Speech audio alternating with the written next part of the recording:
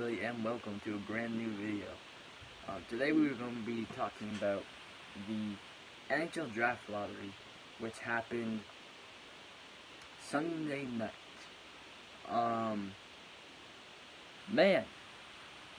That was interesting. Obviously, coming into the night, the Red Wings had by far the highest chance to get first overall and eventually draft Alexis Lafrenière.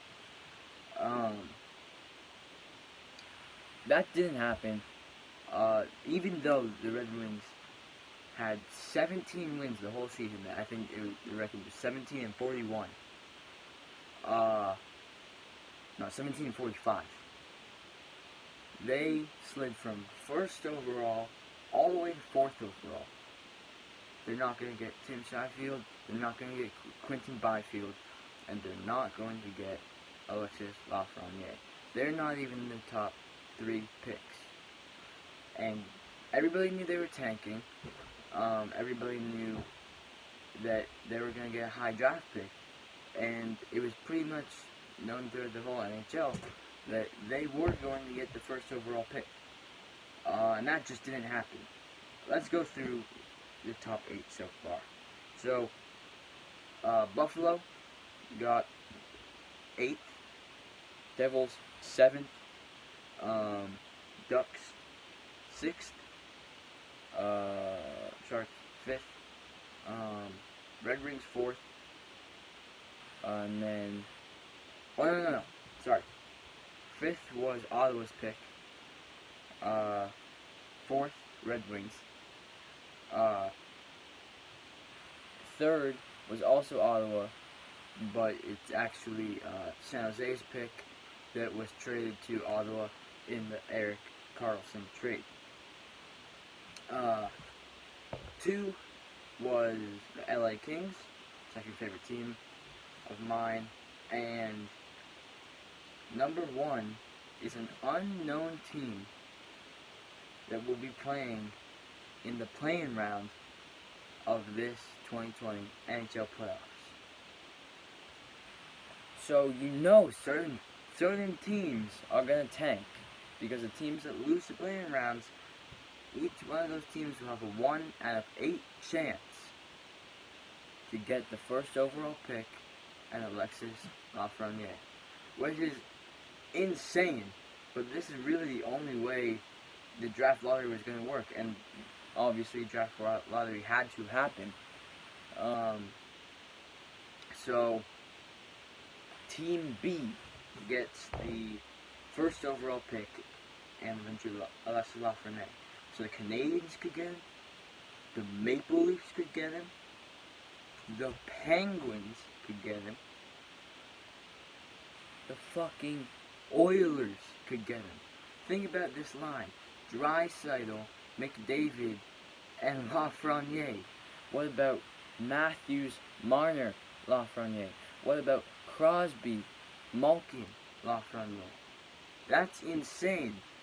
If he goes to the Penguins, Oilers, and the Leafs, bro, I'll lose my fucking mind. Especially if he goes to the Maple Leafs, because I hate them so much. And the Leafs already have a very, very bright future.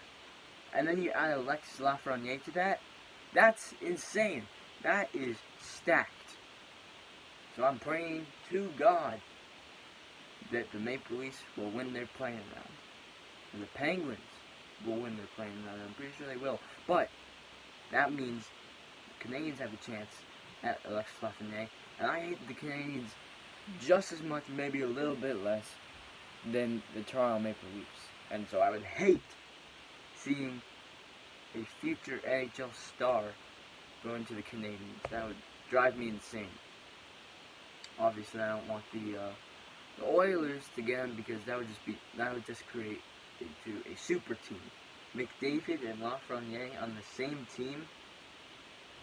That's insane. A lot of people think the Coyotes are gonna get the first overall pick because the Taylor Hall curse. Obviously, as you know, usually if Taylor Hall's on an NHL team, that team gets the first overall pick. People are assuming that's the trend is going to continue, and Lafrenière to the Coyotes. But the LA Kings are going to get Quinton Byfield, second overall. As I said earlier in the video, the Kings are my second favorite team. And you know, they've been struggling for a while. They got rid of Toffoli, Pearson, you know, big players at the trade deadline. You know, they got rid of Lucic a couple years ago. That's a while back though. You know, Martinez. And so really the old core players, and they're old. Doughty, Carter, Kopitar, Quick. They're all still there, but all of them are aged. Carter is basically invisible, which is sad because he used to be my favorite player, but you know, he's fallen off. And yeah, the Kings are going to get a very good player out of Quinton Byfield. He is a huge 6'5", 220-pound center. Obviously, we drafted Alex Turcotte in the 5th overall in the 2019 NHL entry draft. He'll be up this year. He opted to play another year in the CHL the CHL before coming up to the NHL. So we're going to have Byfield and Turcotte hopping in the roster in the same year, or since Byfield is basically one of the youngest players in the draft, Byfield Byfield is almost whole year younger than Alexis Lafrenière. Byfield could ought to play another year in the CHL just like Alex Turcotte did. And yeah, so that's going to be really exciting for the Kings. The Kings are the rebuild is going well. They have a bright future, and I'm excited for that. The Phase 3 of the NHL Return to Play plan.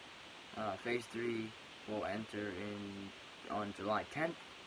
That's when all training camps are mandatory and they are open. And then playoffs will start around July 30th, July 31st. And yeah, so sports are right around the corner. Obviously, MLB's coming up, and everybody's excited for finally sports coming back. But I just thought that that NHL entry draft was insane, especially an unknown team getting first overall and the Red Wings getting 4th, not even a top 3 pick. So yeah, big blow to the Red Wings. That's going to push the rebuild back a couple years. But anyways, thank you everybody for watching. I'll see you in the next video. Bye bye.